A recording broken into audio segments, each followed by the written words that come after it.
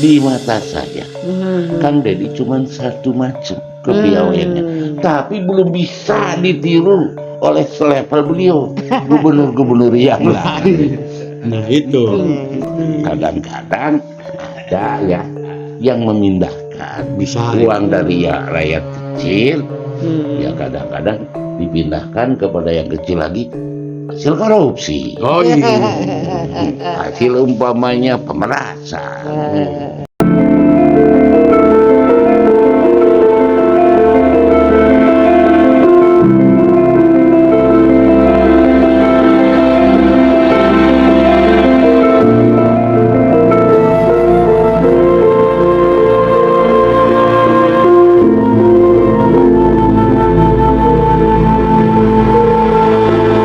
Sampurasun. Rahayu, rahayu, rahayu sagung tumati. Luar biasa, ini season berikutnya, season celoteh Abah. Abah berceloteh apa aja, bebas, bebas tapi bermakna. Jadi mudah-mudahan kita semuanya dapat masukan-masukan dari celotehan Abah. Kalau kita semua ini sudah luar biasa lah nganggep si Abah ini ibaratnya sesepuh kita yang selalu memberikan masukan positif atau wejangan-wejangan yang positif untuk kami-kami generasi-generasi. Ya sebenarnya saya usianya udah 60 tahun jadinya. Ya subhanallah lah. Mangga Abah, gubernur kita Jawa Barat. Ya Bapak Ai. Seperti apa sih Deddy Mulyadi, tukang Deddy itu? di mata Abah. Di mata Abah gitu. Apa punya kelebihan apa gimana gitu, Di Pak? mata Abah. Bertanya aja. Ya. Yang ditanya lebih tahu daripada yang nanya. Tetapi Ya menurut Abah tapi ini kan. saya akan coba-coba mengenai sosok figur seseorang. Betul. Yaitu Kang Deddy Mulyadi. Ya. Beliau di mata saya cuma satu macam. Apanya tuh, Bah? Enggak seberapa. Cuma satu macam. Cuma satu. Tapi manfaatnya luar biasa. Wah, apa itu cuma satu macam tuh, Bah? Ya Kang Deddy Mulyadi. Iya. Yang istilah populernya Bapak Aing. Iya. Kepiawaiannya, beliau hanya pandai memisah, mengambil, memindahkan uang kecil. Iya. Ya paling tidak 200 perak dari orang-orang kecil. Iya. Tidak terasa dia yang dipindahkan uangnya. Tanpa paksaan deh, Pak. Tanpa paksaan, dengan seikhlas-ikhlasnya. Iya. Oleh Kang Deddy Mulyadi dipindahkan kepada yang kecil lagi. Seperti orang-orang yang sedang kesusahan, orang-orang yang sedang termarginalkan, orang-orang yang sedang status sosialnya kebetulan belum dapat kurnia dari Allah. Cuma itu kelebihannya. Itu contohnya gimana, Pak, memindahkan? Nih ya, di mata Abah nih kepiawaian beliau cuma satu macam. Jadi beliau bikin konten dibaca oleh rakyat Indonesia. Rakyat Indonesia ini jumlahnya kan 250 juta. Kita hitunglah 2 juta saja di Bogor aja udah lebih daripada 2 juta. 1% ya. 1% aja dibaca. Kali 200 perak umpamanya nih bayar. Kan bener 400 juta sehari. Nah ini uang yang 400 juta dari orang kecil dipindahkannya, mereka suka rela dipindahkan oleh Kang Deddy ke yang kecil lagi, dibagi-bagilah ya dengan yang kontennya, dengan beliaunya, dengan adanya. Seandainya 400 juta dibagi 3 aja, ya udah 100 juta lebih, 130 lah. Nah, ini yang di 130 juta oleh Kang Deddy ya untuk operasional dia sehari-hari 30 juta. 100 juta dibagikan kepada yang kecil-kecil. Nah, kepada yang membutuhkan. Jadi di mata saya Kang Deddy cuma satu macam kepiawaiannya, tapi belum bisa ditiru oleh selevel beliau, gubernur-gubernur yang lain. Nah itu. Oh itu ya kelebihan. Jadi gubernur yang lain juga ingin tapi belum bisa. Seperti beliau gitu. Kadang-kadang ada ya yang memindahkan Bisa. uang dari ya rakyat kecil, ya kadang-kadang dipindahkan kepada yang kecil lagi hasil korupsi. Oh iya. Hasil umpamanya pemerasan.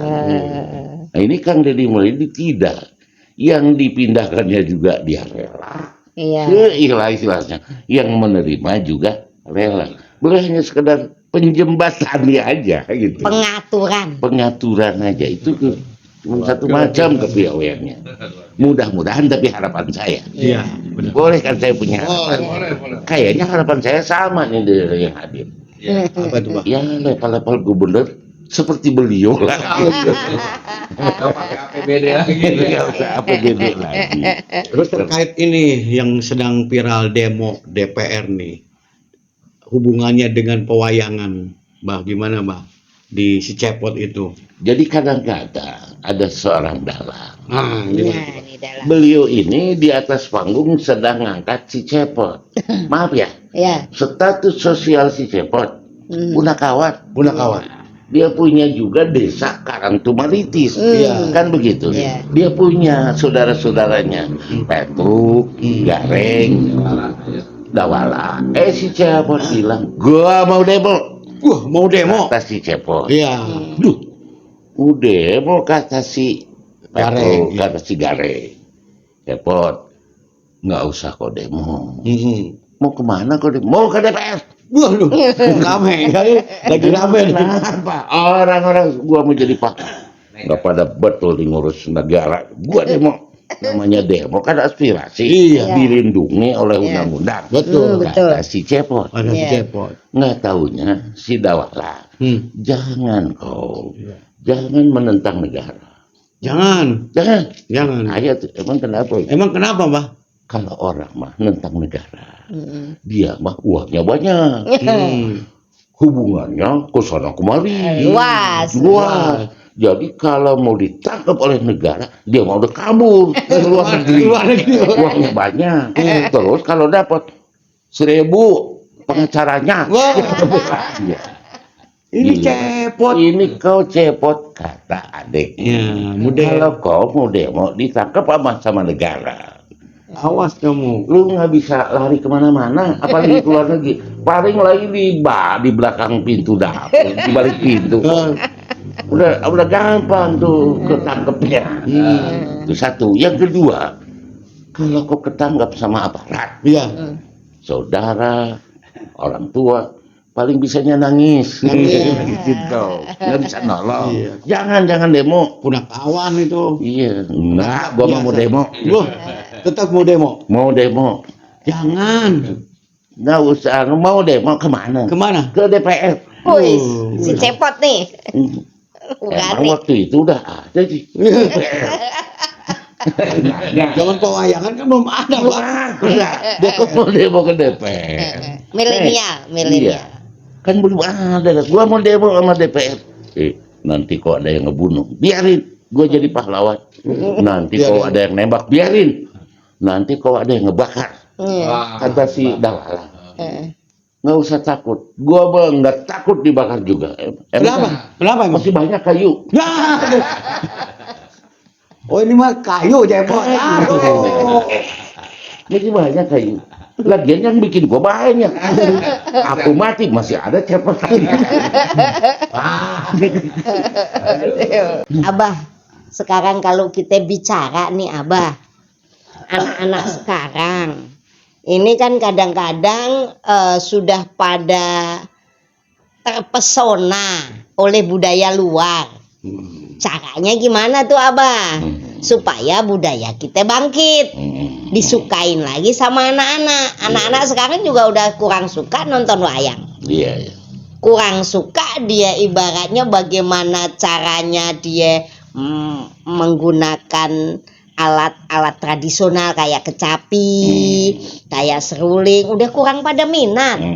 Minatnya organ tunggal, karaokean. Okay. Nah, Tuh gimana Abah untuk melestarikan budaya nih? Jadi ada lagi pertanyaan yang langsung menyentuh. Apa tuh, Bah? Kenapa seni Sunda wayang golek Tidak hari ini terkesan hidup tak mau mati enggak? Oh, Hidup seperti segan apa tuh, mati Bah? Tak mau. Gimana tuh, Bah? Kenapa seperti Kenapa itu, Bah? Ada 4 penyebab. Wah, 4 penyebabnya. Satu Bah, satu.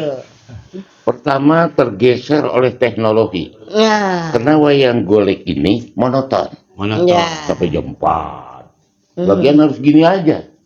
Beda dengan teknologi, dengan apa namanya, TV, Film bisa yang nyender, Iya, betul. nonton golek tuh, Ya. kalah dia bersaing tuh. Ya, itu satu ya. Wayang Tuh, golek ya. dengan apa? Teknologi. Apa sih namanya teknologi apa? Pak? Teknologi itu ya. Nonton di TV kan lebih Iya. Itu penyebabnya. Satu. Dua. Yang kedua, dalang dulu dengan dalang sekarang beda. Beda. Bedanya. Di mana bedanya? Beda. Iya. Dalang dulu dia sadar waktu di atas panggung dia sedang ditonton. Iya.